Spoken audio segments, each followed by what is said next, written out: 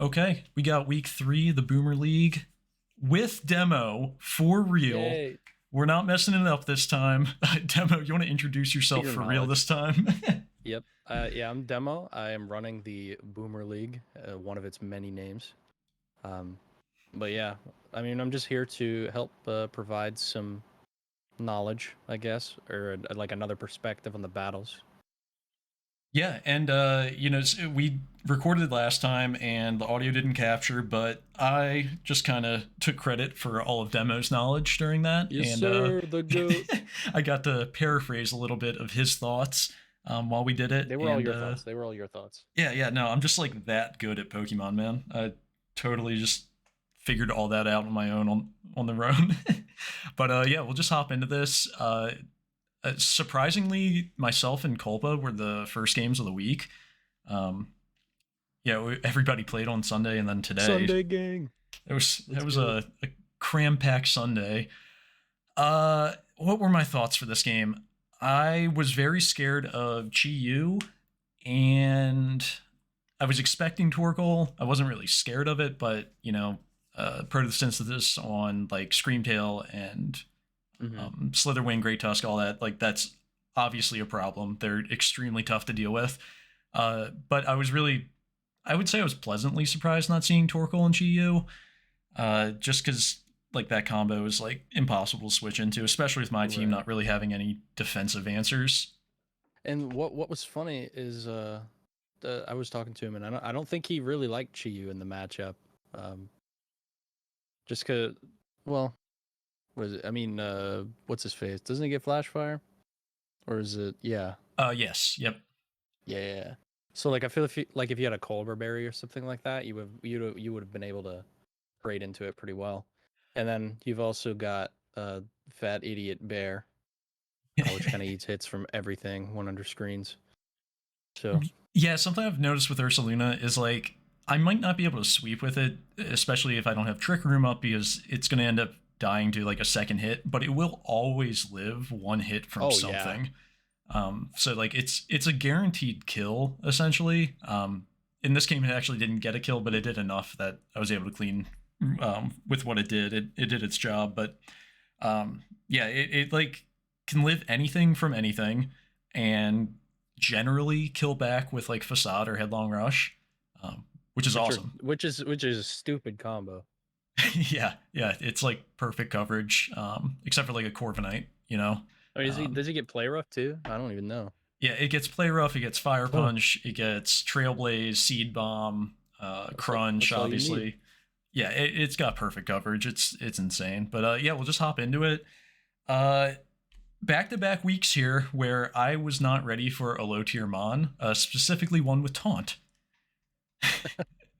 I didn't prep at all for Bombardier. I thought it looked really bad into me, and seeing it in a team preview, I was pretty happy. And we'll see here that it was actually like a menace to deal with.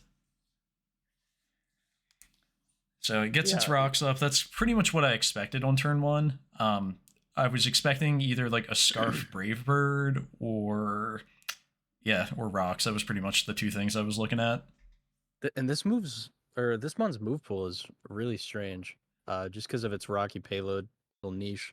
It has stuff like stealth rocks and other rock coverage that you wouldn't really expect out of a dark flying Pokemon, which I Totally. really like. And as well as parting shot, it makes it pretty cool for utility. Yeah, I think Dragalge is definitely like a better candidate for a Terra Captain on his team, but like it would be cool to have a Bombardier Terra Captain and have like essentially four stabs. Oh, for sure. Like rock, dark, flying, and then whatever you want to Terra into. I didn't even Um, think about that. Yeah, that would be kind of crazy. yeah, just I mean that's probably significantly better in like a league with Terra Blast. Because I do Oh think yeah, its for its sure. coverage is a little limiting, other than flying, dark, and rock. I don't think it has a ton of options other than those three. Um, No. but yeah, with like Terra Blast or something, now you got four stabs. Like that could go pretty stupid. And parting shot, I didn't realize that goes into substitute like that. Um, Yeah, if I remember correctly, parting shot is a sound move. I mm, think, and sound moves always go through okay, yeah, that checks sub. out Yeah, I'm pretty sure. Don't quote me, but for sure. I know Boom Yeah, Burst goes through, so yeah, like Bug Buzz, Boom Burst. And so right here with he's starting to get iron defenses up. I was running the calcs, and at this point I'm like, all right, Ursaluna is going to handle Garganackle, and I go for the drain punch here so I can live another body press. And at this point, I didn't want him to get into like a Scream Tail or something afterwards. I wanted Garganackle on the field, so I didn't go for the Earthquake to make sure that he knocked out Ursaluna and I could get in Enamorus afterwards. hmm I think what's really surprising, like about that, is how Garganackle's faster than Cocaine Bear. Yeah, so he ran speed investment. Unless I was significantly messing up a calc, Garganackle has, I think, 35 base speed, and I was running 0 speed Ursaluna. Yeah, So he was creeping Ursaluna at least. it was definitely interesting. Like I do like that, but I think the only drawback with that is that he loses like a huge defensive behemoth for the rest of your squad, basically. Yeah, and you know we talked about this last week. Like Screamtail can do it all. Even Right. just with max HP, and you don't even have to invest in defenses. Like it's not getting 2-hit KO'd by like basically anything, um, other than my Sludge Bomb and Amorous that we'll see later in the game. But hmm yeah, the plan was just keep it low enough that I could go into something that wouldn't let it recover, and I wouldn't let something else get on the field, and I'd have to run like a 50-50 of like, yeah, are they setting up in front of Ursaluna, or are they just going to knock me out and I don't have something I can go into afterwards that's like a Right. really solid check. So I go to Yeah. Enamorus there, and Dragalge is definitely like his best switch in for sure. Um, and seeing that he didn't bring Chi Yu, I was actually no, I switched it. I was weak armor, Sarah Ledge, to catch like a U-turn off of Slitherwing and get a speed boost, and then be able to put some damage down on maybe a Chi Yu or something. Right. Um, so at this point, like Sarah Ledge really isn't doing a whole lot to his team, and I could just kind of scout what item he was on a Dragalge here. Right. Yeah, and I guess on the surface it looks like he came out ahead just based on trading Ursaluna for Garganackle, but especially with what's his face? Cerule Edge chilling in the back. I feel like you really came out ahead just because of Garganackle resisting your dual stab. You no longer have that. Yeah, You no it longer have something totally that can just switch into you freely. right. And you know he didn't bring Chi Yu or Torkoal, and Dragalge is his only Bitterblade switch in. He may have Yeah. been worried about like a banded Psycho Cut, hmm and I'm assuming that's why he switched out there. Um, but I just went for the Will-O-Wisp in case he went Great Tusk. Oh yeah, that's a fair play. Yeah, Sarah Ledge really isn't doing anything for me at this point, other than like being a sack. And then the uh, goaded nicknames. Iron Gengar. yeah, so I ripped a ton of Colpa's nicknames from his fusion battles with Tobin. hmm Like Enamorus was Charnius. Right. I actually think that turn, or like 14 and 15, was super important. Um, because it was Yeah, the him switching it in, and then you not being able to click taunt just because of the dark type. yeah, I thought exactly. that was really solid. The prankster blocker. Yeah, I just didn't want him to get up like a light screen or anything, because at this point I realized Enamorus is going to go really really stupid this game, as long as light screen isn't up. Uh, Right. so I wasn't too torn up about Bombardier coming in for the taunt. Um, that said, I also still didn't really know what its like attacking move was going to be, so I just went back into Cyclizar, and he doubled to Right. Dragalge, which ended up working out pretty well. So I can get the rocks away here, and that 19% I did with Rapid Spin actually was insanely huge. Um, So that was a high roll. yeah, I can't remember if it was or not, but the fact that he allowed Dragalge to take 20%, we'll talk about it in the end game, but that was like an incredible turn for me. I also look like an absolute god in the end game. It was not intended. And I kind of felt Bombardier was coming back out, but I was going to die to poison anyway, so I wasn't too worried about getting blocked by Prankster. I wasn't running any Right. attacking moves on Grim, so I see. yeah, It kind of does shut it down though with a taunt. completely. Yeah, You got to switch it up. I couldn't do anything. Yeah. That's so funny. Just getting griefed by taunt. Now I still hadn't seen an attacking move from Bombardier, so that was a little risky. But with the reflect up, I felt pretty decent. Mm-hmm.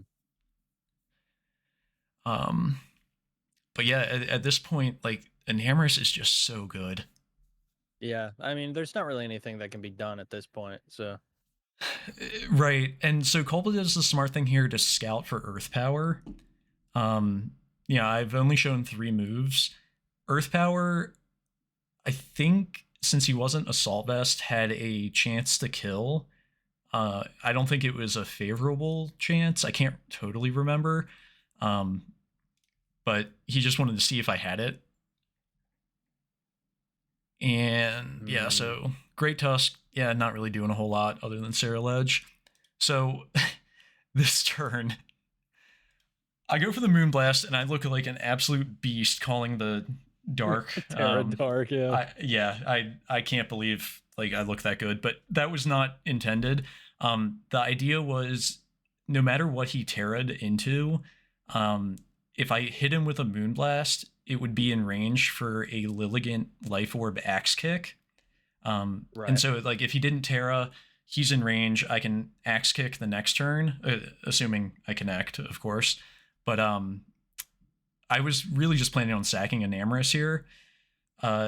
If I did go for the Earth Power and he lived because he Terra Darked, and he killed me with Sludge Bomb, now he's weak to Axe Kick, and then I can go from there. And I'm Terra Flying Lilligant, so I live First Impression from Slitherwing.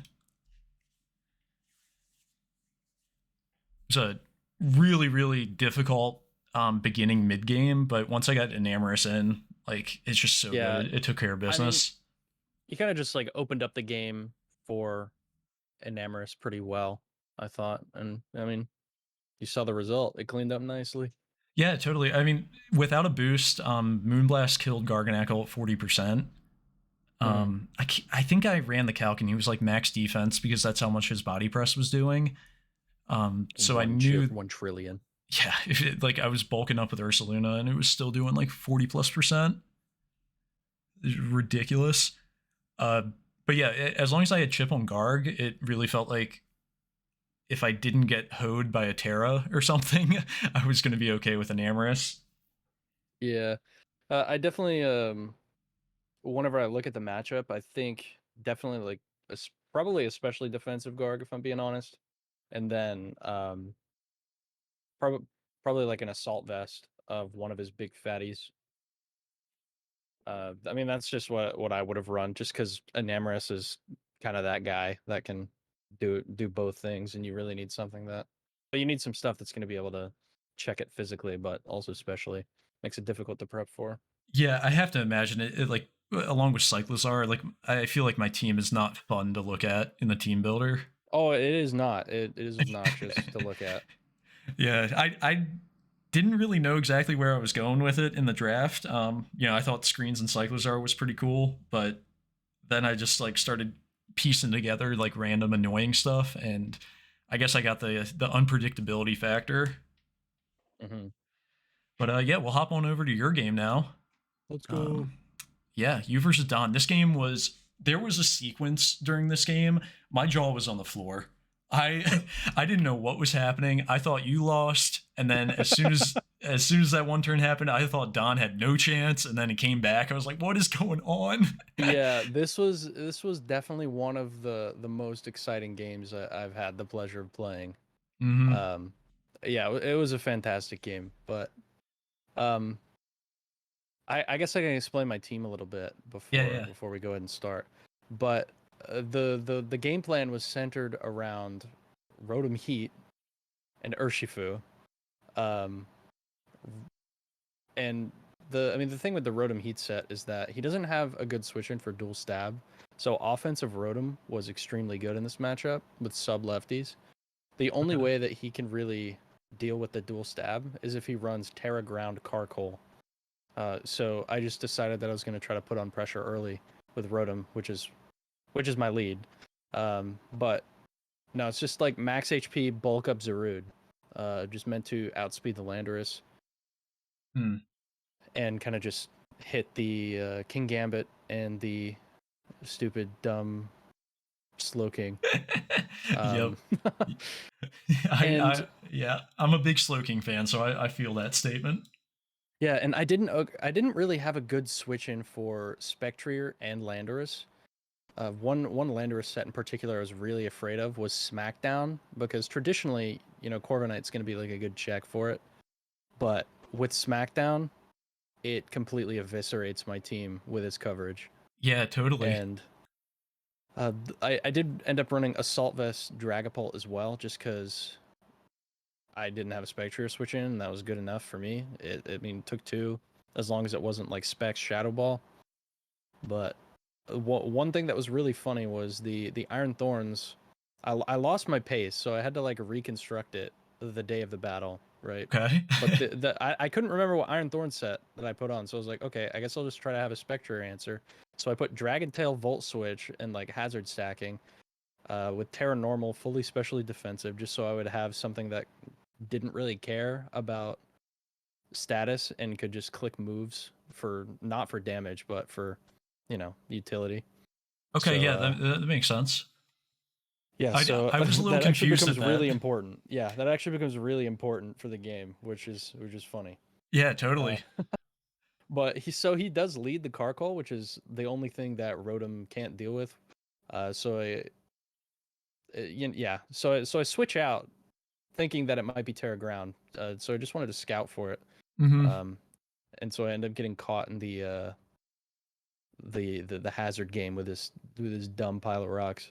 Right, right. Yeah, and we see like the Terra Fairy right off rip too, which is interesting. Um, Yeah, yeah, I it doesn't really do a whole lot for the Rotom matchup. But he doesn't have to switch in being a rock ground or rock yeah, fire type moving forward. He can just switch in like a pseudo Clefairy. yeah. No, so at this point, I'm basically just feeling out the Carkol, and I'm going to pivot back out to Rotom here in a bit just to go ahead and start doing my thing. Just because I'm like, okay, well, he doesn't really have a switch in for it, so this thing's passive. It's time. It's Yep. time to get the boy going, and that's exactly what we do. And he's just Yeah, he's just bothering me with spikes, and yeah. So I thought the substitute or at least like a nasty plot was coming. I didn't think you were gonna attack on this turn, and I was surprised Don just stayed in. Uh, yeah. that was kind of surprising to me. Well, I talked with him after the game, and he did not expect offensive Rotom, Okay. just because of, or like a Rotom is generally like fit on drafts to be like a fat plug. It basically like plugs defensive holes. For That's like what sure. it normally does. But yeah. After this game, he's on the prowl, not on the prowl. He's like looking out for the offensive Rotom. Yeah, he's not going to get burnt by it again. No, no. But yeah, Yeah. you see the nasty plot come out, the goaded nasty plot. Yeah, and Don's just like in a world of hurt at this point. I mean, the crit Oh doesn't yeah. help, but yeah, he's got like no pivot. And this is what surprised me here, like going back out and clicking overheat. I'm not entirely sure what that did. Maybe he did it to put it in range of a U-turn from Landorus to break the sub. But overheat is just gonna chunk anything. It doesn't even matter. Yeah, you're looking like Uh, my Enamorus hitting a Moonblast into that Moltres like that. yeah, because especially like Rotom just eats anything from the Moltres, and I can just freely click substitute again. Yeah, totally. This turn, I was extremely surprised you went for the nasty plot. Yeah. I don't know the calc, but I felt like +2 overheat was going to kill. Hmm. And then anything he went into that would have eaten that overheat, you could have just sub back up on. Right. See, my Yeah, idea there was let him break the sub. And if he's smackdown, it's not gonna throw me down to the ground if I'm behind sub. And sure. if he's smackdown, he likely doesn't also have uh rock. So it was kind of just a scouting turn. And if Rotom's just a lot more threatening if I have another nasty plot up, because I don't think I would have gotten a kill on anything if I was just like neutral because I wasn't running any special attack investment. Yeah, yeah, Um, that's definitely true. I, I think I was I, running like 40 special attack or something like that because it was all in phys def. Yeah, it was like phys def and speed were like the big stats that it was in. okay, gotcha. Yeah, I think. I mean, I don't know the calc, but say overheat did kill at +2, and you go back to neutral. I mean, like the worst thing he's gonna be able to do to you is go to like a scarf decidui at that point. That's fair. Um, because I feel like that's a free substitute on King Gambit. Or you can just go for a straight up another overheat and then nasty plot up on like a slow king or whatever. Right. Um, yeah, I actually think that that could have. I mean, Rotom may not have swept, but you may have 6-0'd at that point. Yeah, it definitely would have been. It could have been a lot better positionally, but I think the taunt there was very interesting as well because at +3, I'm kind of just clicking a button. Like I don't. Yeah, I felt like trying to predict there would have been pointless for me. So just trying to get rid of whatever was in front of me was I thought my best course of action. oh totally yeah, and on his end, going for taunt there either guarantees you switch out of the threat, which is Rotom, or that you attack and he kills you with Sucker Punch. Right. So yeah, I like that out of Don. It sucks losing Landorus just because of how good it Yeah. is, of course, but at least he got rid of Rotom. Oh, that actually does make sense. I didn't think about that. Him guaranteeing that I have to switch out of Rotom next turn. And Oopsie. this turn right here, my jaw was on the floor. I was like, no way he just did that. I Oh yeah. he called the U-turn and went for the trick room and just like I thought Slow King was just gonna walk through at this point. You see, like I wasn't even thinking that this was going to be a trick room team until it was weakness policy. And Yeah. I click U-turn on Corviknight. It takes like negative damage, and I'm sitting there thinking for like 5-6 minutes. I'm like, oh my god, what do I do? And then Yep. I think this was these two turns were probably the craziest turns in the game. I think. 100%. Yeah, I mean, this was like such a flex off of Don going through the trick room right there, and also getting the weakness policy proc. And then Oh yeah. the Terra Normal to live the surf into Dragon Tail. Are you kidding me? Oh yeah. That was crazy. Yeah. What was funny about that though is that was my only way out of the game. That was my only way out of getting swept by Slow King. And Yep. I don't think that originally was not on my team. That was something that I decided like the day of the match. So I was like, okay, that's what I'm gonna do. Yeah, Um, and it literally saved you right there. I was yeah, not expecting the Dragon Tail, and I was like, oh well, yeah, Slowking can just. I mean, if it doesn't OHKO you, it's gonna 2-hit KO you with whatever, and then after that, like you got to deal with King Gambit in Trick Room too. oh Like yeah. that's tough. And I was max specially defensive too, which is even more of I think of a slap in the face to that insane tech. Totally. Um, Yeah, yeah, no, that was it wild. it did not work out in the way that I thought it would. But yeah, I mean, he's not really doing anything anymore. So Yeah, boy got up rocks. I'm chilling. and I agree with that sequence too. Letting Iron Thorns go down, and then you get Zarud into the bulk up on whatever King Gambit would have Yeah, done because the Trick Room was running out. for sure. And right there, I was really afraid of Scarf close combat, and then I was like, yeah, no, that's banned close combat. I Yeah, probably yeah, could have yeah. stayed in. Right. I guess yeah, you could have seen that from the Trick Room. He was probably running a Yeah, slow Decidueye with Band. I was also expecting Scarf. It doesn't catch up to Dragapult, but it catches everything else. right. Yeah. And here, I was kind of like, okay, well, I don't want to lose Corviknight just because of King Gambit. So, I mean, what's the Pokemon that I'm not using for the end game? Is Dragapult because it's Assault Vest and it was meant for Spectre and Lando, both of which are dead. So, Exactly, I mean, and that I was today years old when I remembered that it had Scrappy. yeah. I thought you were just like, yeah, I can just go Dragapult on the close combat. He won't touch me, and then boom, Scrappy. Yeah, no, I was like, I can't do anything, so Dragapult's got to go. And the Curse And Body procced. yes, that was amazing. because it forced a switch, Yeah, I which guess was great. I guess if the curse body doesn't go, you just go Urshifu at this point, and then Yeah, force him that's out. what I was going to do was Hmm. go Urshifu and pressure it out. But yeah, now he can't do anything to you. So Yep, it's just the freest roost. And I yep, mean, this is still a really difficult end game that I thought could go both ways. yeah, I It was agree. kind of just like playing with Trick Room. Um, making some sick doubles. And Eh, this was the turn that I thought tipped the scales in my favor because I definitely thought the game was gonna come down to the wire, but I don't know. Like I know Don and I talked about it, but I can't remember what the sack was for. But it didn't make sense to me at the time. I was like, okay, let's get the kill with Brave Bird. Sweet. Yeah, I wonder what speed tier he was running on Decidueye because he clearly wasn't minimum speed.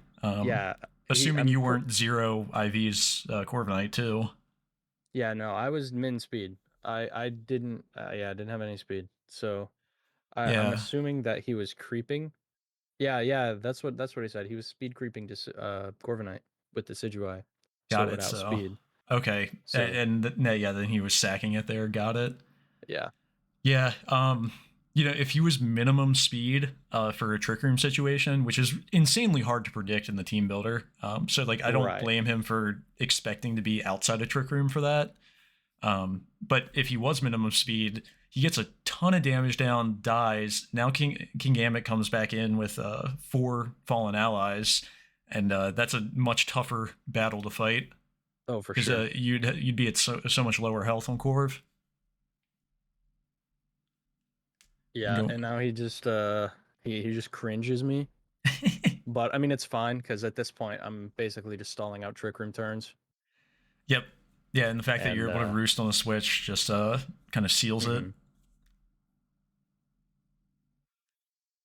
Yeah, and this was an interesting turn I thought because I was very confident in Zarude cleaning up the game from this point, even with Trick Room up, because I just click Drain Punch here, he dies, and then now Slowking can't win with anything because he doesn't have his 1 trillion attack anymore. Right. So Yeah, he was going to need a flinch for sure there. yeah, I was hoping and praying. 30% chance. Yeah, but I mean Yeah. GG's that was a roller coaster for sure. God, it was so much fun to watch. That was super exciting. That mid game with the Iron Thorn Slowking Trick Room interaction was just mind blowing.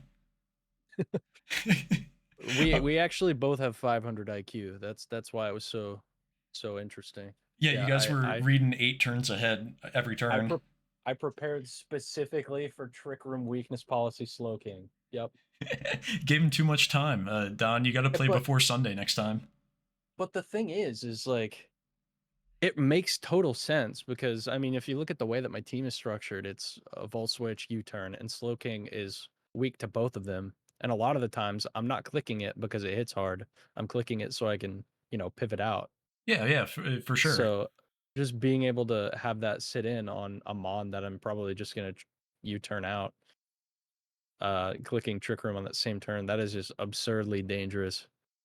And yeah, I'm gonna have to add that to the catalog of things I need to look out for. Yeah, for sure. I mean, I think if you didn't have Dragon Tail, the game was probably over. Yeah, it was a wrap for sure. Yeah, because like the burn damage brought you back down into surf range after that, and Yeah. then Slowking does its course, and then it'll have to come back in without the weakness policy eventually, but still Slowking in Trick Room with a severely depleted team at that point.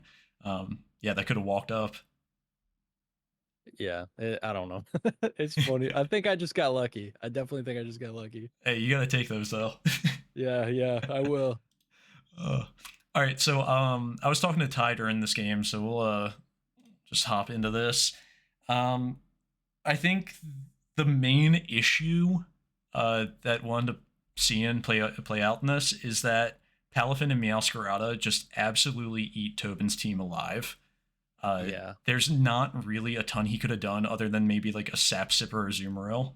See, that's what I was thinking. My like the one thing that I was thinking of was Sap Sipper Azumarill with Perish Trap, basically. Hmm. Is like the most obnoxious but effective way of getting rid of the top two. Because I mean, otherwise this team doesn't deal with it at all. Right.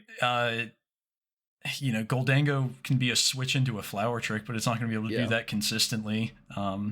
Plus, after all Yeah, that damage, it's going to die to and this is a banded Palafin, so banded Jet for Punch would sure. end up cleaning. And Uh, another option that I saw um was like a Scarf Anger Point Earthquake Tauros. yeah, that would have been Like really cool. yeah, that would have been insane, especially because if he like, put some defensive investment to live a flower trick so he could just switch in. But Oh my gosh, that would have been crazy.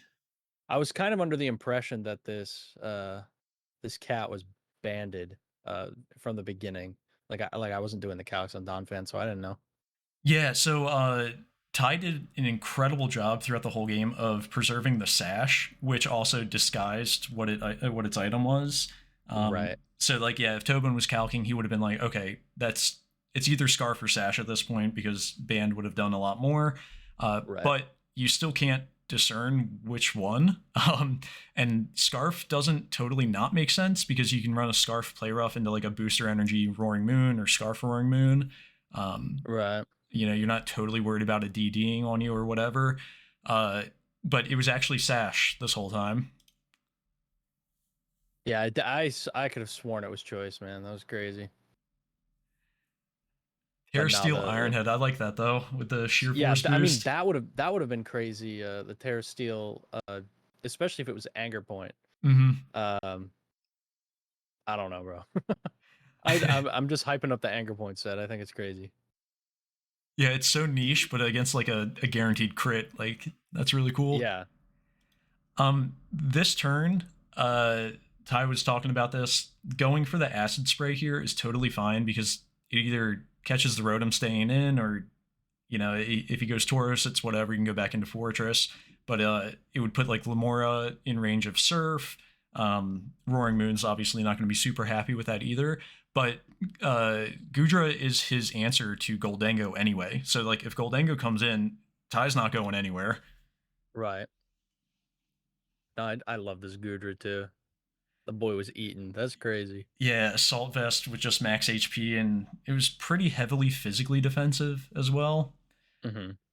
I mean, and Um, this definitely comes out in his favor because I mean, you're getting rid of Golden Joe, which is a monster. I think it's insanely good in draft yeah, for your 10-point Terra Captain, while you still got Palafin and Meowscarada chilling in the back. the BST on Gudra is wild. Especially the Yeah, Hisuian version getting more defense at I think it loses 10 speed and 10 HP for a buff of 20 defense. yeah. I mean, I think that's worth it. Totally, and a better typing too. And obviously it's a Terra Captain. Right. But that Draco into the Goldango was just in case he was trying to preserve it. Um, it was already going to be in range since we saw it was specs based off that damage. Meowscarada could come in, or Palafin could come in, clean it up either way. So that Draco was just kind of like a safety pick. Mm-hmm. Because at this point, Rotom's the only thing stopping Palafin. Sheesh. Oh, for sure, for sure. And I definitely thought the Rotom was gonna hang out until the end of the game. But that's crazy. All that damage that Tauros just did to that Annihilate. Yeah. And Ty was saying he was like, okay, what mon here is the most expendable at this point? And it was definitely Annihilate. Um, yeah, Annihilate would have been great for Glamora still, but wasn't super useful since Palafin's gonna be okay with that. Right, So he didn't want to go Fortress in the off chance there was a Fire Blast coming off of Tauros, just to right. scout for it. Um, and then after the Yeah, Iron because you Head, he saw just kind week of one kept he it ran around. Ice Beam. Yeah, right. Tauros has that Gen 1 coverage, dude. It can do anything. Yeah, that's so fun. It's funny how like earlier games scare your current opponents into like trying to make reads. Yeah, I always find there's a balance between wanting to save secret text for later on versus getting it out on tape and making people prep for it. Oh yeah. Like I remember last season in my main league, I was running like a trick room slow bro with like an explosion, Gorgeist and everything, to like this sweep with like a Rampardos, right? And I was The never goat. actually seriously trying to do that strategy, but I wanted people to be threatened by it. Right. So I was like, yeah, I'm going to do that one week. Yeah, I mean, the end game is kind of just devolving. Like, and it's pretty clear based on the mons that are left that Ty's in a very very advantageous position. Um, Yep. I mean, Roaring Moon kind of, especially with the sash up, it can't really beat Meowscarada, and then Glimora is gonna have difficulty doing a whole lot of anything with especially if it's like a utility set. But I mean, I guess it's offensive. I don't know. Yeah, I mean, even if it was like defensive, Banded Jet Punch is Oko, so we never really got a Yeah, good for read on sure. that. Um, yeah, so at this point, it's like, all right, as soon as Rotom's gone, Palafin wins, or at this point, Annihilate goes down, Meowscarada with a Sash intact is going to be fine. Hmm. Because I think that U-turn, uh, I think the calc on that was that it was Banded Moon. Right. And see, this was interesting for me because I thought for sure that with Rotom out that Ty would go Volcanion. It's because you can't Will-O-Wisp it, so Yeah, true. I it kind of think, just completely walls the Rotom. yeah, so the calc that we were talking about was like Flower Trick being such a stupid move. It didn't matter if Rotom burned Meowscarada because like Flower Trick's still doing the same damage. Right. And then a burnt Meowscarada play rough still kills Roaring Moon. Um, Interesting. yeah, like it was crazy.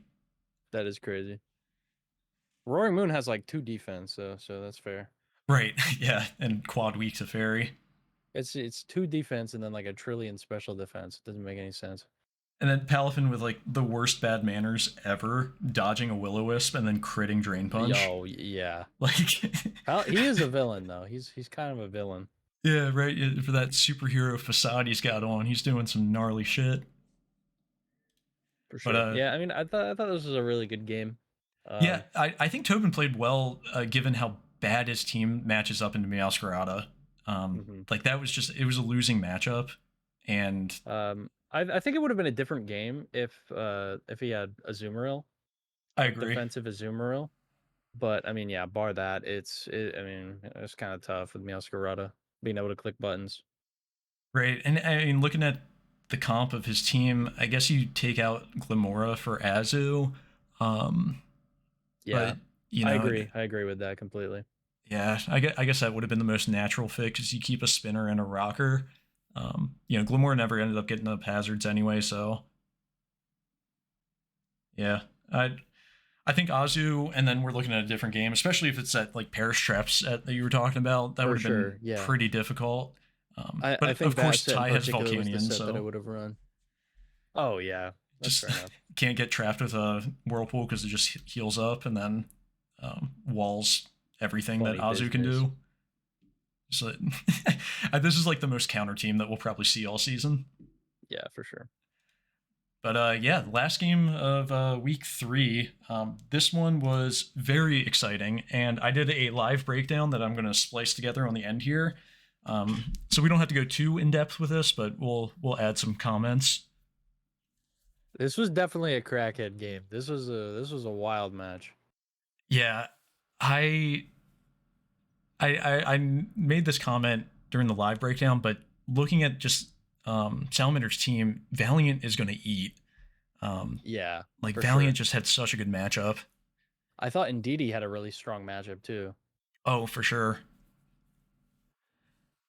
Um, Let me see the the hard Valiant come out. Valiant on this was extremely ballsy. Yeah, I agree. I mean, the Valiant is a. My brain said go Garchomp because he switched Garchomp out initially, which said in my head that he doesn't have ice coverage. Um, Mm-hmm. because he switched it out.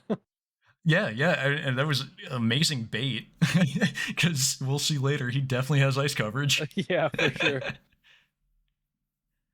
Um, but yeah, I mean, at this point, I'm thinking either Valiant is gonna just have to start chunking stuff, or it's got to go. Like, I mean, I don't really think it mattered just because of Ndidi being in the back, but just preserving Iron Valiant was definitely a good play. But I don't really know what you sack, and um, I definitely think the most expendable thing is Bronzong Yeah, because that's what I was thinking too.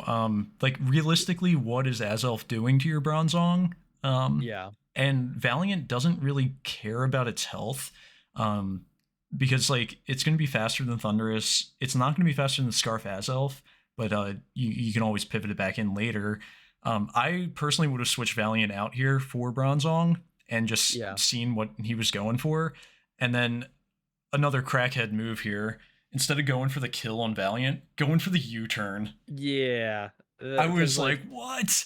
see, because as long as the rock stayed up, Azelf could never come back in. Exactly. Um, but I mean, the reason I was thinking Bronzong, despite Bronzong being a lure set for the Arcanine, um, yeah, I'll talk about that in a second. Mm-hmm. It it completely walled the dual stabs from Clodsire. Um, but the set on the Bronzong was Akaberry with Levitate, Okay, yep. so that so that it could lure the Arcanine, and it was running block so that it could block it on the switch or block in Clodsire. Um, I love block. That's like one of my favorite draft league techs. yeah, Just so pinpoint something that's a problem and then just trap it in with a blocker and then handle it. yep, and the it had heavy slam rocks and EQ. So the idea was to like block in either Clodsire or Arcanine and then kill them, right? Mm-hmm. So I don't know. I thought it was fun. No, that's an awesome set. I really enjoy that. Yeah, Um, because like a band blitz from Arcanine was doing like 60 with the Akaberry, which is still pretty crazy, but you're OHKOing with Earthquake. yeah, exactly. Yeah, and I mean at this point, and really in the matchup in general, Bronzong's not super important anyway. So if you can take Yeah. one with it, like that's really good value. Um, I was surprised to see the Valiant coming in hard here. I thought hmm Valiant had a lot more value than to sack it at this point. That entire that whole play, like that turn 10 into 11 was absurd to me. I was He, like, Saiyans got the biggest brain it was cuz an like incredible read. it was cuz like who was clicking ice beam on a Bronzong? Yeah, it was probably the bait from earlier, seeing the Garchomp switching into it and then Yeah. catching it with a Terra Ice Beam. I think the Terra Ice was unnecessary though, because I was running the calc and with the Spike Up and rocks, Garchomp was going to die to an Ice Beam without the Terra. Yeah. And So you so probably could have preserved that. for sure. And it was at this point that I realized that Indeedee is eaten. Yep, no more Dark type. No more dark type. Indeedee is eaten. Ceaseless Edge on, I think it was a Heavy Slam here. Yeah. Oh yeah. That was big nice. Cuz yeah, Bronzong's not doing anything, so I mean whatever. Take it down to where if it switches out, it's going to die to rocks in the future. And the interesting about that play though is that um if Pikaboo, instead of switching Bronzong out on this thing, just went straight for he would have beat it 1v1 just because he clicked Ice Beam. Right. Yeah, I mean, it was just a bunch of reads into the future, and this is something I talk Yeah. about in like my main league. Since a lot of guys are like fairly new to it and everything, I think generally with Pokemon, like making reads and everything is important sometimes, but I think you can win almost all games without having to make like a crazy prediction. Assuming Yeah. you're not like down a ton of material, you can really just play to your pivots and attack what's in front of you generally, and you should be able hmm to kind of work around that, assuming you have like a decent enough matchup. And I Yeah. I don't think he I was in a guess position where he had to make that read right there. Right. But And it was it still could have cool. cost him a lot of material. It could have cost him a lot of material if he did not get that read right. Um, so it For was like sure. I thought it was like it was high risk, low reward. I mean, it got rid of 2 Pokemon, but I mean, I still think even one mon down, um, Pikaboo kind of has a huge advantage because what do you switch into a spec psychic? Absolutely nothing. Exactly. And I still felt like Valiant had value and didn't need to be sacked Yeah, before the Bronzong came back in. I felt like, it like the hazards are, whatever. It's not going to appreciate it, but Azelf's going to die to rocks, so there's nothing faster on the other side, and Valiant can just right. start chunking stuff. Yeah, and see, I was thinking in my head, I was like, okay, we got to find a window for Decidueye to come out because you've got 3 layers of spikes on your side of the field. That is not good. Yeah. Yeah, Because you see 25 from here, spikes, 6 from yeah, rocks. it's crazy. It's And so that I much thought that damage. was a decent read just because I thought it was going for Dark Pulse, and I mean I guess he ended up not having Dark Pulse because we'll see here that he doesn't click it. Yeah, so he has Sludge Bomb, and we never get to see the fourth move. It would have been the most 5-head play ever if his fourth move was Grass Knot to catch a Mm-hmm. Terra Ground Garchomp. Like, that would have been insane. Uh, Gyarados, Or, yeah, that's what I Terraground meant. Gyarados. Yeah, Gyarados. Yep. Yeah. Yeah, that like, calling him to Terra off of, like, an electric move and hitting him with a Grass Knot, that would have been such a flex. I don't know if that Definitely kills after epic gamer rocks, but maneuvers but yeah, no Dark Pulse. I think for the sure. defog here was extremely unnecessary, honestly. Uh, Given that you are Terra Ground Gyarados, if you just got damage on Thundurus to guarantee that your moves are going to kill it, I think that was going to be like the That more makes optimal sense play. because you're only taking the rocks damage with Gyarados. Right, Yeah. and so when are you going to get your DD up in front of Thundurus if Decidueye goes down? Like, say he did have Dark Pulse and Decidueye dies in 2, you're never going to have an opportunity to get Gyarados into DD, assuming the Terra read doesn't go correctly. Right. But maybe Salamander doesn't even predict the Terra Ground, goes for a T-Bolt, and then that's a dead Thundurus Right. and GG. But you got rid of rocks for the Scarf Azelf, so that can come back in now. Mm-hmm. And I this was an interesting play. The U-turn out of Decidueye. Because in my head Yeah. here, this was like, okay, Pikaboo's throwing, right? Because Decidueye, because I was or like after the game, we were like, bro, you're throwing, like, what's up? Why'd you click U-turn? Because Decidueye's not doing anything now. Like, it did its job. You get the rocks away, and you've knocked off like 1 trillion items. Yeah, I just thought it was really funny. Totally right. You don't really need it as a sack. I mean, Yeah. if anything, that was the time to sack it. Yeah, Um, that's what I was saying. Or right. that's what I was thinking. But So, yeah, this was kind of just like salt in the wounds, getting poisoned and then dying to poison. and we see Poison Jab did 61%. That's an offensive Mr. Claude. Oh, Claude Sire. I He's was running the goofy, calc. man. Like, it's at least adamant with 100 attack EVs, like, at That's minimum. crazy. Yeah. That's insane.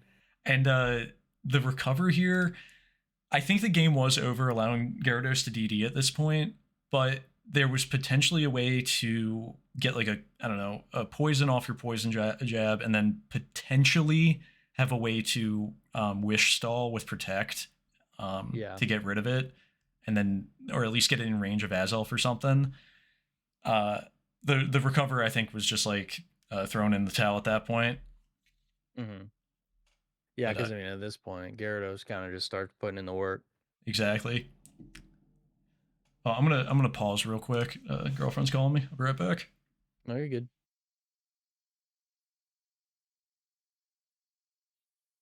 Okay, we are back. Let's go. All right, yeah, and we'll just finish up this Gyarados sweep here. Um, yeah, I think there were obviously like a bunch of crackhead plays that ended up being like really, really cool. um, yeah, nothing actually influenced the game like too crazy. Like none of those reads ended up catching him on and preventing a sweep or anything. Right. And it also didn't end up costing anything when one of those reads were made. Yeah, there was a few turns that I thought were really interesting. Um, just because I thought there was like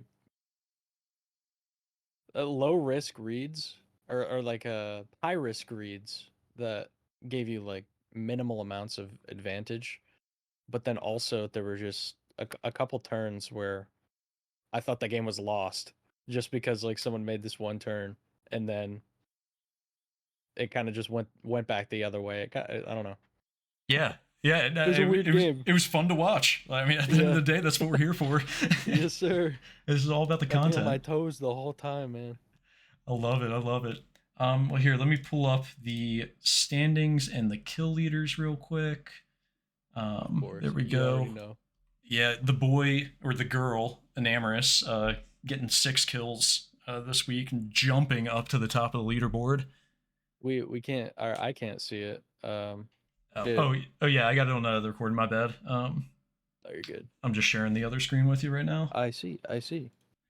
Very good. Let's see. So, the records right now, we got 2 3-0 teams. That's your boy and Demo here. What's up? What's up? Let's go. Gotta keep that going until week 7 when we face each other. For sure. Be an exciting game. And as of right now, we only have 1-2-1 team. That's my NCPBL comrade Sado. I love it. The differentials are hilarious. I'm just hogging all the kills right now. That's my bad, guys. No, you're good. You're good. But yeah, You gotta be. I like to spread the love amongst the team. You know, exactly. Yeah, like that's half my totally team's fair. got 4 kills. Yeah, it's nice and well rounded. It is. It's a 4 kills drag, 4 kills Urshifu, 4 kills Zarude, and then 3 kills Rotom. It's crazy. That's awesome. Yeah, just keep it nice and well balanced. Maybe I just start pumping up Enamorous, try to get to like 20 or something this season. Who knows? Probably gonna Got get 0 kills with it next week. Now that I said that. gotta run the 36 kill season. Oh, that'd be nuts. I was pumping up Mega Lopunny last season that I played, so maybe Enamorous just fills in that role. Mm-hmm. Not nearly as broken though. But yeah, Demo, thanks for hopping in here and breaking this down with me. We we went for 52 minutes. It's gonna be a movie. I'm snacking now. Hell yeah, enjoy that. And everybody watching this right now, I'm going to cut to my live breakdown of the Pikaboo and Salamander game. Kind of hear my thoughts as that goes down live. But yeah, if you made it this far, I appreciate it. Live breakdown of Pikaboo and Salamander. Hopefully you guys enjoy my breakdown to this and kind of get my reaction live to how everything played out to finish off week 3 here. But yeah, I'm going to cut to me going live. Peace. All right, we just hopped into this. I'm gonna start the live breakdown here. Demo might join. If he does, what's up, everybody? Because this will be part of the video. But if he doesn't, you guys will never hear this. So let's just go back to the first turn and recap this a little bit. We see a Garchomp into Azelf. This is our final game of week 3. Salamander and Pikaboo. U-turn out on the switch to Bronzong goes into Samurott, makes sense, goes for the Ceaseless Edge into Bronzong. Helmet Chomp getting some chip down, gets his rocks up. Darksplint's a great answer to Garchomp. Should be able to pretty much take care of it. And we see Valiant coming in on the Samurott. It's Booster Energy Valiant. Okay. And yeah, everything, no harm, no foul on the chip onto Samurott.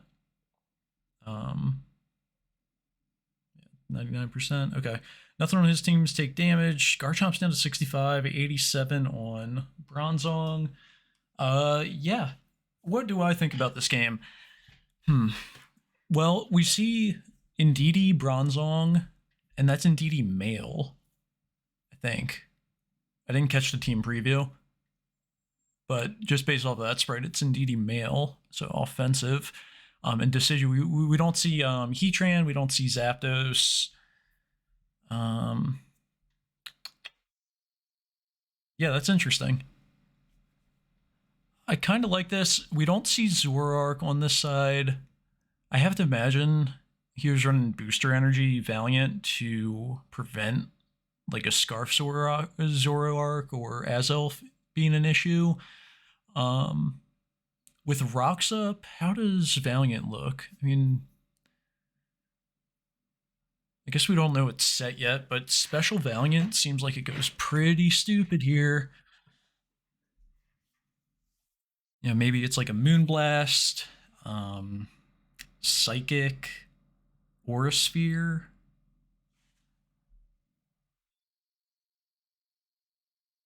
Maybe a Calm Mind on that. I mean, this is a super free Moonblast. I guess you could try to call the Clodsire, but that's super risky. Um, okay, middle ground from Salamander going into Arcanine, and that gets crit.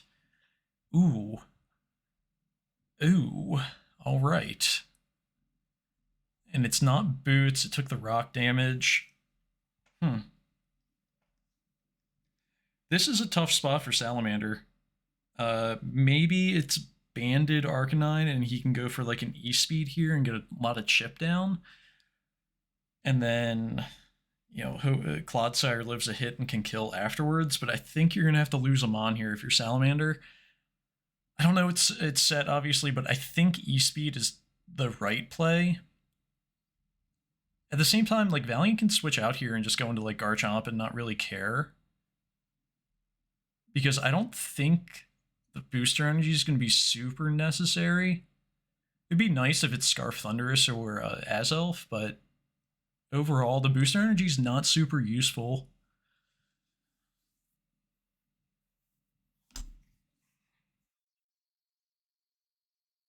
Yeah, I think I go Garchomp if I'm here.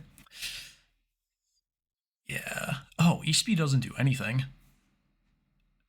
And Choppleberry CC still kills. Okay. That's tough. Alright, so it's mixed Valiant. Probably like naive or something. This might be GG. You know? This could be GG. Let me pull this over to the other side so I can see what Salamander could have been running. This could have been a good week for Lucario. I guess it really doesn't link Zapdos, but definitely helps with Valiant having Bullet Punch. Huh. This is a tough spot. This is really tough. He still has the Quark Drive speed up, so it's like, if you're not Boots Thunderous, I'm assuming you're gonna die.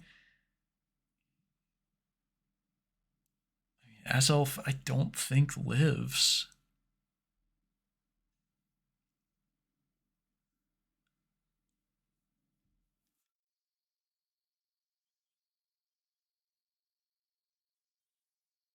Well, you know, Iron Valiant being a 19-point mon, you have to build each week with something to be able to stop everybody's like top mon, because generally that's what the team is going to be built around.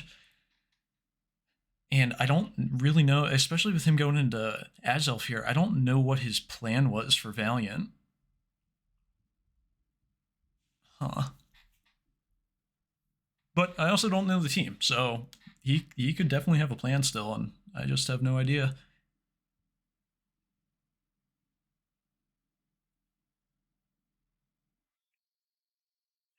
I don't think he brought Zoroark last week either. I can't remember exactly, but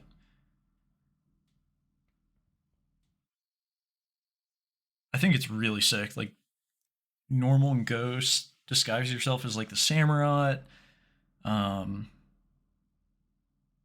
even disguise yourself as Arcanine to bait in fighting moves.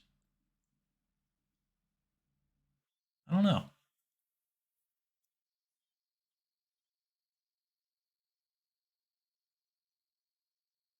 Don't know. Well, he's taking his time with this move here. I don't know if Pikaboo's calcing this and Valiant doesn't kill. My calc. Okay, well, my calc says that Azelf should live a Moonblast. assuming it's timid and not special attack boosting Valiant.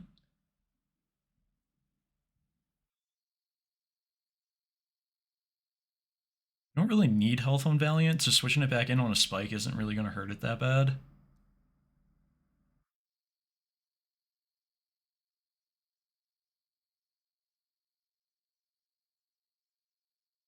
I'm actually really surprised that excuse me, that Azelf lives this.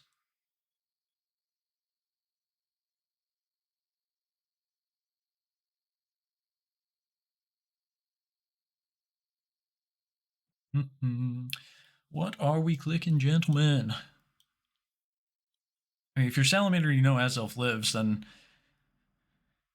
I mean, what are your options here? You got to go for something that's going to kill it.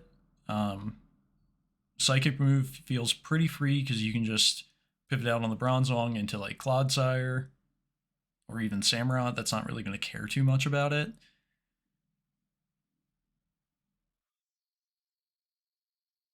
Yeah, I mean, I would go for Psychic or Psyshock. Should live. Oh no! Oh, and he went for the U-turn. Oh, and he doesn't have removal. There, that's a dead Azelf. Wow, Pikaboo staying in. That's wild. That is wild. What is like Psychic off of Timid Azelf doing to you? Yeah, I mean Psychic kills always. Maybe it's physical, but you pretty sure he was running like Psycho Cut week one, and Psycho Cut's gonna kill. Moonblast close combat. I mean, once again, I'd probably just preserve Valiant.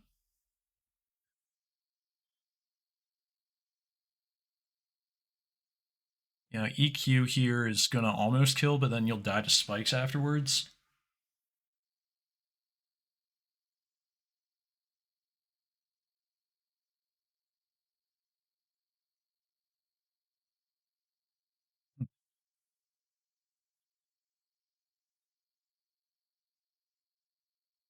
Get your rocks up if you're Claude. I don't know if you can risk that, but I mean, he went for the U-turn, so he's playing a little risky. Yeah, I think if I'm Salamander, I just try to get rid of the threat there because my team has absolutely no answers, and now that Azelf took that Moonblast, Azelf is dead to rocks.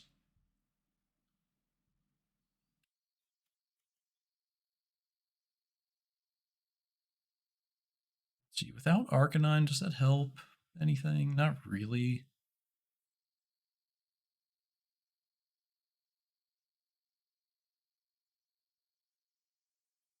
Yeah, Arcanine was definitely the right sack in that situation. But man, you get rid of Valiant there. Azelf is sitting there in front of whatever he wants to go in, feeling like you're in a pretty good spot. Pigoo's staying in. I don't know what his calc said that it was going to kill or what. I mean, I had Moonblast doing 67 to 79, assuming it was no bulk as elf.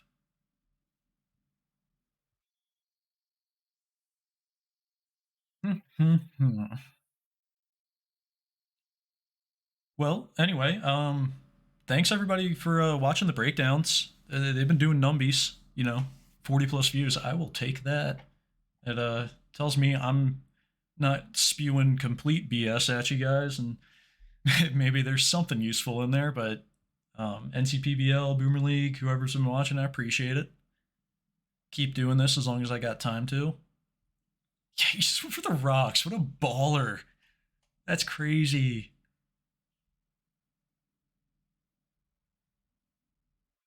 Wow.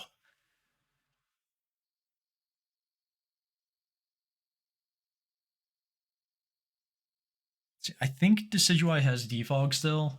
I'm still trying to remember what coverage everything gets.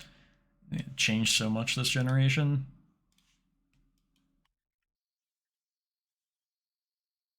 Pretty sure Decidueye has it. Yeah, it does.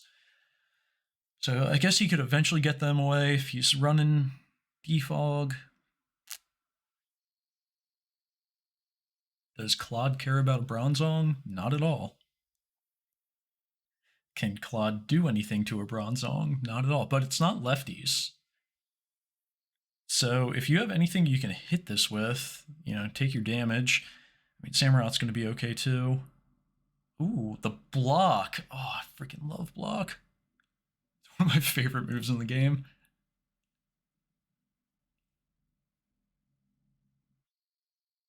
Block, iron defense, body press. It's got to be, right? With like rest. Tough mon to block in here with you because you're going to get bopped by a ceaseless edge.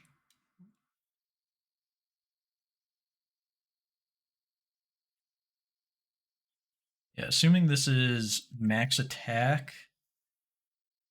That's like a max HP. Ice?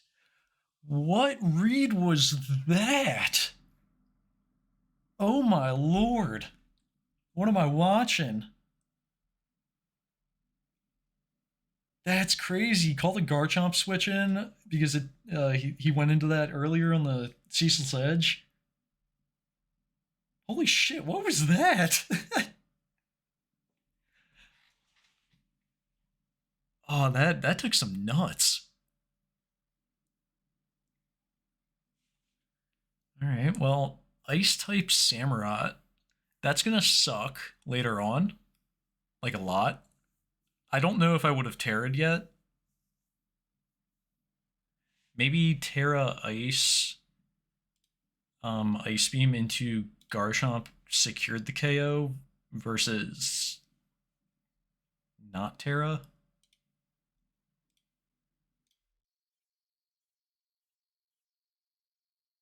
How do I work this calc?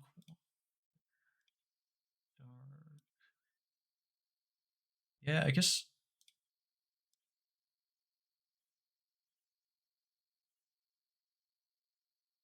Hmm.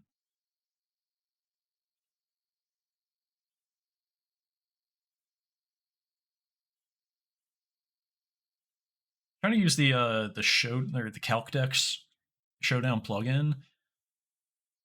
Okay, so when Terra Ice is already, does that calc change? There it is. Okay, so you have to manually change the typing on this. It's a little silly. Yeah, I guess Terra Ice, but he was already at 65%. He's going to take all that. Yeah, I don't think I would have Terra'd right there. You're getting the kill with Ice Beam without the Terra, and now you have to take a shitload from rocks. Hell of a flex. Cannot take anything away from that. But like, if you're running body press on this or heavy slam, yeah, boom. Now you're getting hit super effectively. I mean, I guess yeah, you were getting hit super effectively anyway from the body press because you're a dark type. But okay, well that as soon as Samurott switches out, it's dead. That said, you're getting a lot of hazards up here, and if it's not Boots Decidueye, um, if you're able to keep these hazards up, you're kind of in a good spot. Still don't know exactly how he's going to deal with Gyarados. I mean, as long as he doesn't get a DD up, Thundurus is fine, of course, but it's the preventing the DD in the first place is the tough thing. Like, if you go Gyarados here and you DD, like, you're not going to die to Ceaseless Edge, especially if you're Intimidate.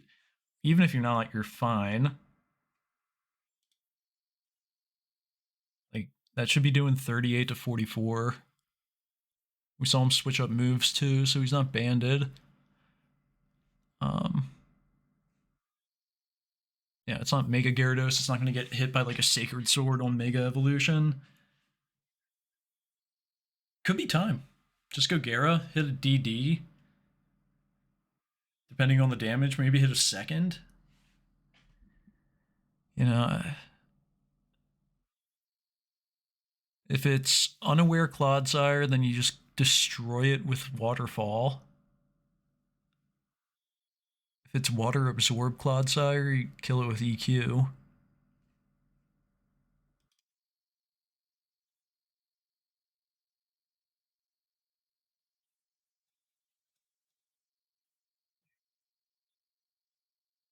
Waterfall. Okay, Waterfall doesn't kill after rocks. But like, what is Claude doing to you? It's a ton of damage from hazards. Probably max speed and DD. You let Samrock go down. Give yourself a free switch in. If he wants to go for Trick Room, that's fine. You have Clodsire still. Like, Trick Room hurts him at this point. But you don't have a switch in. So I wouldn't take any extra damage on one of my mons if I'm Salamander.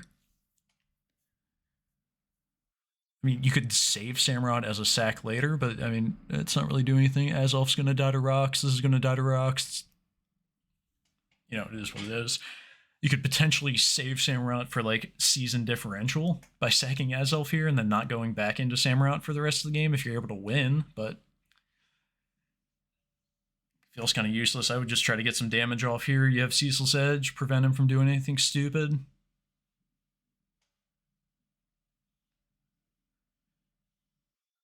I don't really know what stupid stuff Indeedee can do, though. I'm used to it in, like, VGC, not...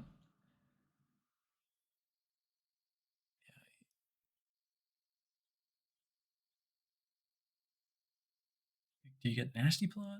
No? Okay, just good for the Psychic. Yeah, I don't think there was anything...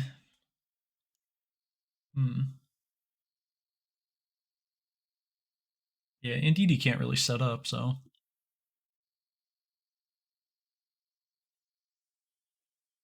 Alright, well... Yep, seems like that's the correct play. Got here a Thunderbolt off of that. 63 to 75, assuming that's no bulk in DD. And I mean, he's not boots, so he could be like Life Orb. And that's a guaranteed kill for sure. It's 82 to 97. I mean, Thunderous looks so good.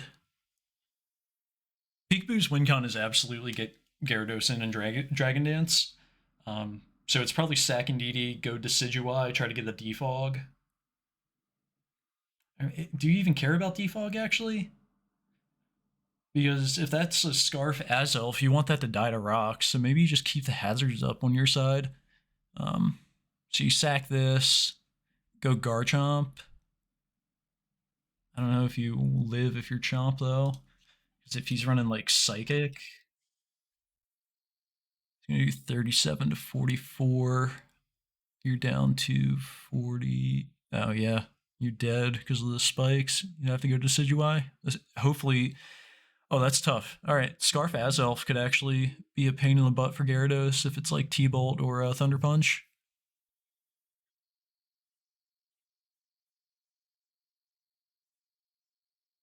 Does it get that this gen? It had both last gen.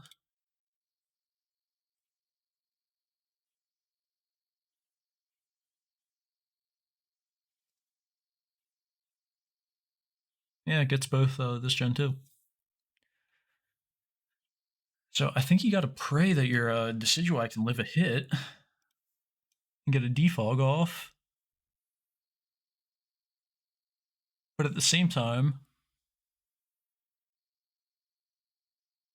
can Thunderous just 2-hit KO you with like Psychic? If it's Life Orb, it 2-hit KOs with Psychic. So you have to go sack this, go Decidueye, try to kill. Is it like Spirit Shackle? Is that the move? Yeah. Spirit Shackle into Thunderous. That doesn't even kill. Ooh, this is a tough spot.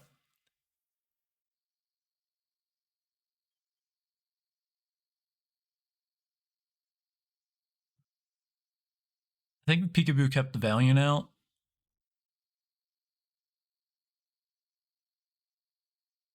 he would have been okay.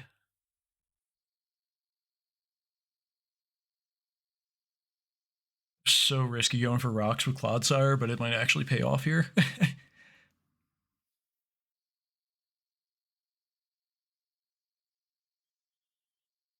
Well, killing some time. Gonna break down the other three games. I don't even know if I'm gonna keep this in because Demo's not here, but Demo and I will definitely be breaking down the other three games. Oh, he just messaged me. He'll be back in an hour, so. Alrighty then. I'll just listen to this back and see if I want to add it in. But yeah, I'm enjoying the season so far. I drafted a pretty interesting team, and I know in like the preseason power rankings, people were kind of sleeping on it a little bit, and that's fair. I also didn't really see how it all fit together, but I've been finding ways to kind of connect everything and be a threat. It's been a challenge. I've been really underprepared for a lot of lower tier mons. Like Bombardier and Tatsugiri have given me like the worst time ever in my last 2 weeks. I just like completely overlooked them because I didn't think they were that good, especially because of like Enamorous, which was being featured on my team both of those weeks. Also, Enamorous is so good. I knew it was going to be good, and that's why I drafted it early, but I didn't expect it to be like that good. 135 base special attack is just so crazy. And I still haven't even tried like a contrary superpower set yet. I don't know which week I'm going to do that, but I definitely want to try it at some point. Yeah, Ty asked me to join the league when Demo said he had an open spot. And I was like, yeah, like I have no idea. I haven't played any draft league this gen yet. I don't know how I'm going to tier my league. So might as well get my hands on some mons that I think are interesting and everything. And I think the format's really fun. I think going with a Terra captain that's kind of low tier is pretty balanced.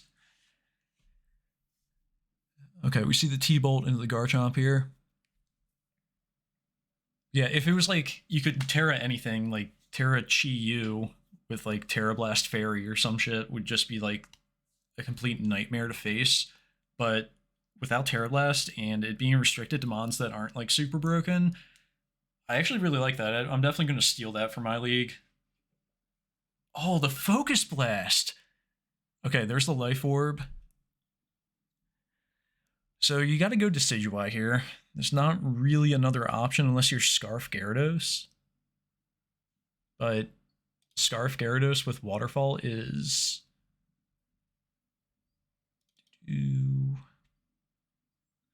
It would have an 18.8% chance to kill at that range. So.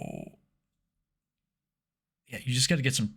You got to kill it with Decidueye. That's really what it's coming down to. Decidueye with a high roll.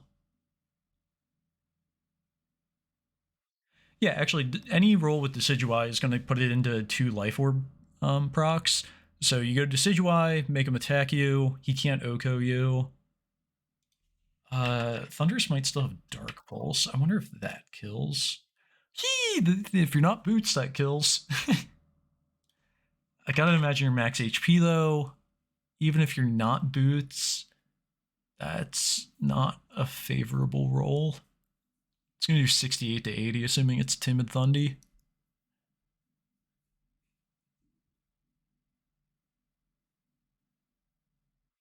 Yeah, man, Valiant would have been so huge. Valiant almost kills Thundy after rocks. Okay, so we got Boots on Decidueye. This can't die to anything. But you have to get damage down. Going for a defog just loses you the game immediately because Thundurus never has to leave the field. Unless you're Scarf Gara, but Scarf Gara, I guess, could technically win. I'd have a hard time breaking through like Darkspun, but oh, he went for the defog. Okay, maybe he doesn't have Dark Pulse. Actually, does Thundurus even get it this gen? Let's check the internet. Out here talking like it does. Yeah, it definitely does. but I guess he doesn't have it. He would have went for it there.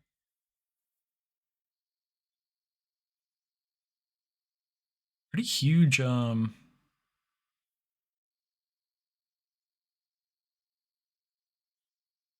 mean, this still could just win for Salamander because then Azelf doesn't have to take damage. Knockoff. Hmm.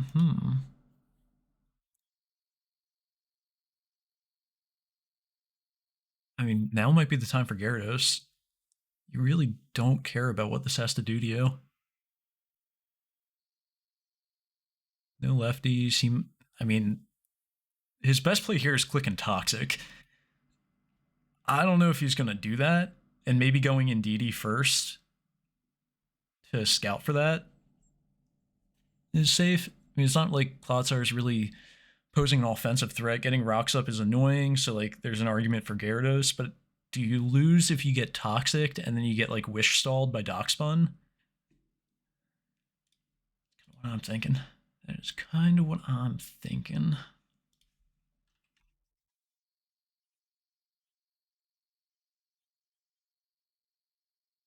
Like Waterfall's only doing 26 to 31 to Dockspun. Oh, big damage. Okay. Oh, what now? That did 61% to Indeedee. That is an offensive Clodsire. Are we good?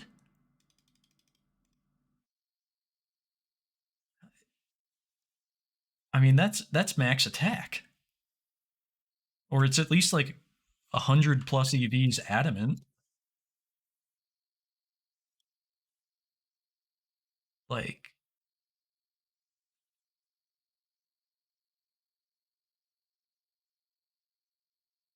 yeah, I mean, that doesn't really matter. But, I mean, now that you know he's like that, probably just go Gyarados, right? It's been the end game for like, I don't know, 20 minutes real time. Has been Gyarados.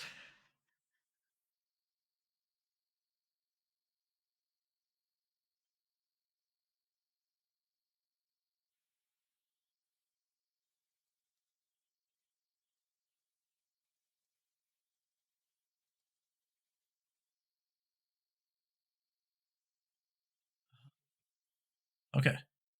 Moxie. I think you could go for two DDs here. Poison Jet. With poison damage, that's probably going to 3-hit KO. Oh, okay. Yeah. Just get another one up. EQ is going to do 68 to 80. I do not think recovering there was the play.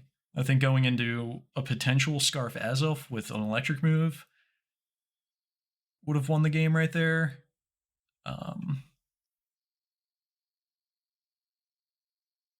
Yeah, you get the poison down, and then you can use like Wish Protect on Dockspun to hopefully stall him out a little bit. Because even at +1, Waterfall's not 2-hit KOing defensive Dockspun, and we see the Wish, so.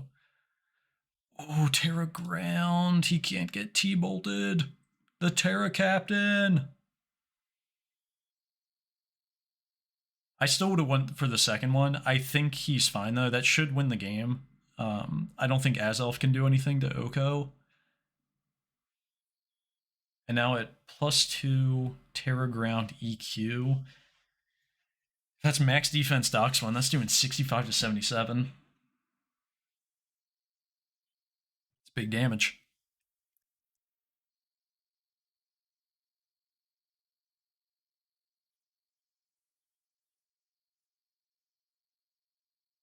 Oh, and it just Okos. That is not defensive.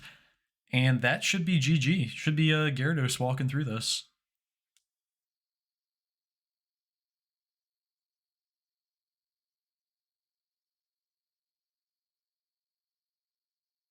No Pikaboo. He's super elite. Dies.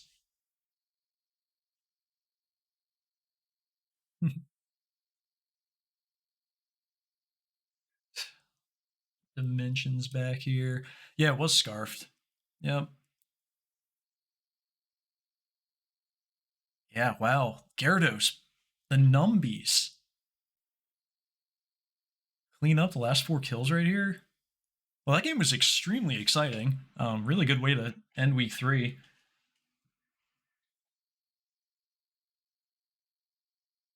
And GG. Demo and I are going to record the breakdown, so I'll catch you guys in that. But yeah, I definitely got some thoughts. I'm going to save it for that when we talk about it together. But yeah, that was fun. Man, that was 30 minutes. I don't know. This might be a second video, or you might never see it, and I'm just talking into the ether. But yeah, catch you guys in the breakdown.